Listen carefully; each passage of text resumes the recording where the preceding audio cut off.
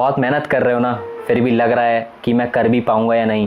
अपने दोस्तों को खुद से आगे जाते देखते हुए लगता होगा कि मैं कब कर पाऊँगा। आज की ये वीडियो सिर्फ फिटनेस के लिए ही नहीं, बल्कि लाइफ के उस हर चैलेंज को फेस करने के लिए होने वाली है, लाइफ के उस हर एक गोल को अचीव करने के लिए होने वाली है जो आप करना चाहते हो। तो चलो पहले टाइम में थोड़ा पीछे चलते हैं।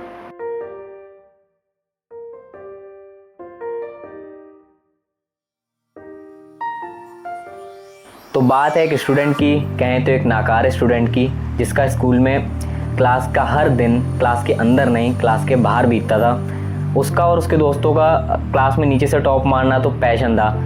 प्रिंसिपल सर की छड़ी उसके बजना या नेक्स्ट पीरियड की घंटी बजना भी एक बराबर था, उसमें कुछ फ़र्क नहीं था। दोस्त भी इतने अच्छे थे कि यही सब स्कूल का मतलब समझ में आने लग गया था। किसी को भी स्कूल के बाहर खेल लेना, किसी से फालतू का लड़ जाना, किसी से भी बस ऐसी तूने ऐसा कैसे बोला लड़ जाना, ये सब तो उन लोगों का डेली का रूटीन सा बन गया था।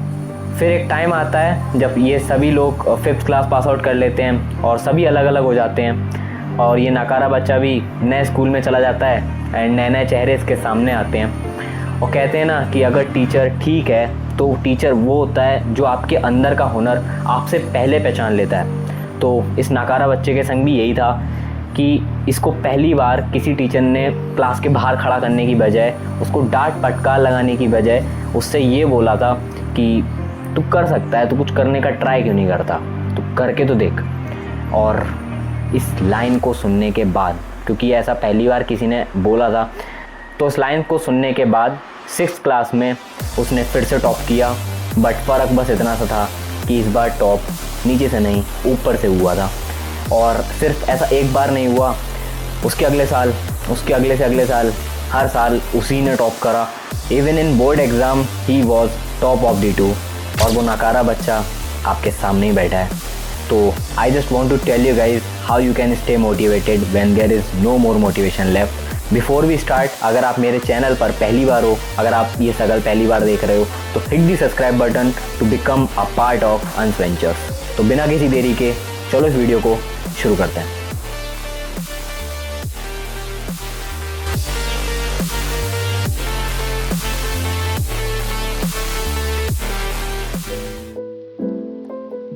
अगर आपको खुद पर ऐसा है ना कि हाँ मैं कर लूँगा कुछ भी, अगर आप स्किनी हो, आपको मसल बिल्ड करनी है, अगर आप किसी से सही से बात नहीं कर पाते, आपकी कम्युनिकेशन स्किल अच्छी नहीं है, आप पढ़ाई में अच्छे नहीं हो, कुछ भी, अगर आप ये ठान लो ना कि हाँ ऐसा है, मैं एक्सेप्ट करता हूँ पर मैं इसको बदलूँगा, तो फर्स्ट स्टेप इज़ डन भाई।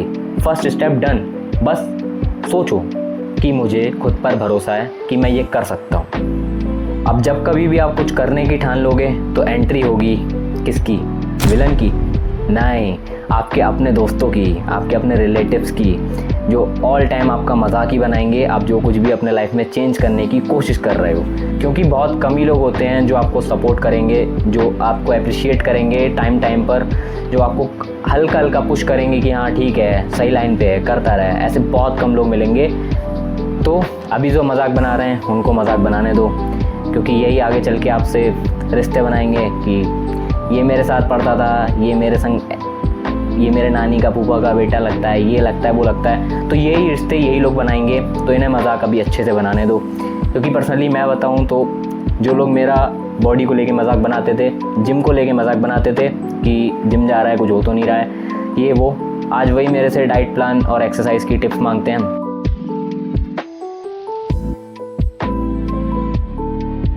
आप जिस किसी भी चीज़ की तैयारी में लगे हो, उस हर एक दिन की मेहनत के हर एक स्टेप को ट्रैक करना शुरू कर दो। ये सुनने में बहुत ज़्यादा लगता है चाइल्डिश की, इससे क्या होगा, अगर मैं लिखूँगा भी तो क्या होगा इससे? इससे बहुत कुछ होगा।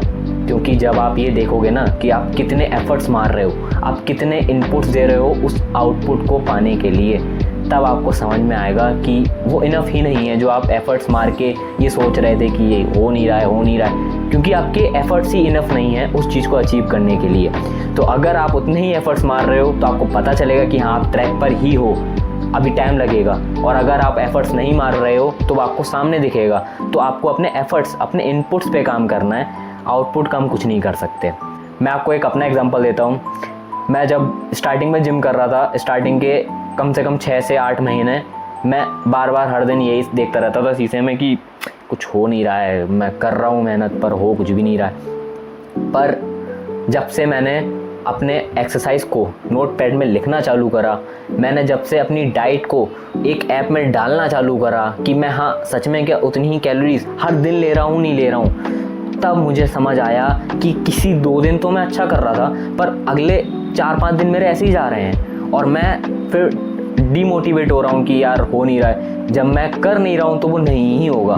तो प्लीज़ आप अपने किसी भी चीज़ को कर रहे हो ना तो ट्रैक करना चालू करो। फॉर एग्जांपल अगर आप भी खुद की बॉडी को ट्रांसफॉर्म करने में लगे हुए हो तो आपको जो ऐप्स ज़रूरत होंगी वो मैं आपको बता देता हूँ। हमें अपना कुछ ऐसी ऐप चाहिए जहां हम अपनी डाइट डाल सकें कि हम डाइट सही ले रहे हैं नहीं ले रहे हैं। सेकंड, अपनी एक्सरसाइज को ट्रैक कर सकें। तो अपनी एक्सरसाइज को ट्रैक करने के लिए मैं नॉर्मली एक अपना नोटपैड यूज़ करता हूं जिसमें मैं सारी अपनी एक्सरसाइज लिखता हूं हर दिन की कि मेरे को कितने सेट कितने रैप पे मिले एंड अगले बार मैं उसको बीट करने की सोचता हूँ एंड इसी को प्रोग्रेसिव ओवरलोड कहते हैं। एंड डाइट के लिए मैं MyFitnessPal यूज़ करता हूँ जहाँ पर मैं अपना पूरा ट्रैक करता हूँ कि मैं कितनी कैलोरीज ले रहा हूँ हर दिन कितनी ले रहा हूँ, फिर मैं उसे वीकली 50-50-50 करके बढ़ाता रहता हूँ। तो इस तरीके से आप अपनी चीज़ों को ट्रैक कर सकते हो। फिर चाहे आप किसी भी फील्ड में हो, अपने नीश में अपने ही फील्ड में एक्सप्लोर करो कि आप कैसे उसे ट्रैक कर सकते हो। चलो अब आप रेडी हो अपनी फील्ड में उतरने के लिए, पर एक सेकेंड, आप अपनी फील्ड में अकेले तो होने वाले नहीं हो। इस फील्ड में और भी लोग होंगे, आपसे बहुत अच्छे अच्छे लोग होंगे। तो एक चीज़ जो आपको कभी भी नहीं करनी है, अपनी किसी भी फील्ड में हो कभी नहीं करनी है, वो है किसी की भी 2 साल की मेहनत को अपनी 2 महीने की मेहनत से कंपेयर करना। Never ever do this guys.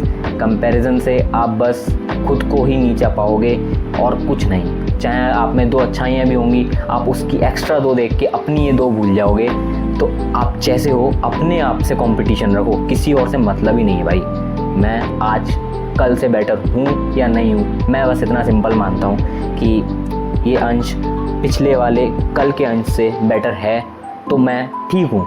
मुझे नहीं मतलब कि मेरी फील्ड में कौन कितना आगे जा रहा है, मुझे मतलब ही नहीं भाई। मैं उसकी मेहनत नहीं जानता कि वो कितनी मेहनत कर रहा है, क्या पता वो दिन रात मुझसे ज़्यादा मेहनत कर रहा हूँ, पर मैं खुद को तो जानता हूँ ना। अगर मैं खुद से अच्छा कर रहा हूँ कल के तो मैं अच्छे ट्रैक पे हूँ, मैं सही ट्रैक पे हूँ। एंड यही मैं आपसे कहना चाहता हूँ, कंपेयर कभी मत करो भाई। तो अब आपको खुद पर बिलीव भी बहुत तगड़ा है, आप सिस्टमेटिकली अपने गोल को अप्रोच भी कर रहे हो। Now let me introduce the power of emotions. अपनी आंखें बंद करो और 2 मिनट के लिए बस सोचो कि क्या आपके साथ कोई ऐसा किस्सा हुआ है कि आपका किसी दोस्त ने, किसी जिगरी दोस्त ने या किसी ने भी कुछ ऐसा बोला हो जो आपको हर्ट करा हो बट आपने उसको जाने दिया। सोचो। चलो मैं थोड़ा सा इसको ईजी कर देता हूँ। अगर आप एक टाइम पे स्किनी थे, अभी भी हो, और आपसे किसी ने ऐसा कुछ बोला है जो आपने जाने दिया क्योंकि उसने फिर ऐसे ही मजाक में बोला था, तो उसको जाने मत दो भाई। उसको पूरा उसका इस्तेमाल करो, उस बात को अपने यहाँ लगा लो। एंड देखना जब आप किसी भी चीज़ को, इसी बात की बात नहीं है, अगर आप किसी भी चीज़ को अपने इमोशन से जोड़ दोगे ना तो आप कितना ज़्यादा उसको अच्छे से करने लगोगे। आपको फिर बोझ नहीं लगेगा, आपको ऐसा रहेगा कि हाँ भाई तो करना है, जब तक ये चीज़ नहीं हटेगी यहाँ से तब तक तो करना ही करना है। इमोशंस का यूज़ करो अगर आप उसको करना जानते हो तो। मुझे नहीं पता कि आप कैसे करोगे, पर अगर आप उसे करना सीख लेते हो तो आप अपने ही फील्ड में बहुत ज़्यादा तेज़ी से जाओगे। And this is all guys, जो कुछ भी मैं आपके साथ शेयर करना चाहता था, जो कुछ भी मैं अपनी स्टोरी से आपको बताना चाहता था। एंड अगर आपको वीडियो अच्छी लगी हो तो वीडियो को लाइक कर देना, बेस्ट पार्ट कमेंट कर देना। फिर मिलते हैं किसी अगली वीडियो में, तब तक के लिए टेक केयर, बाय बाय, जय श्री राम।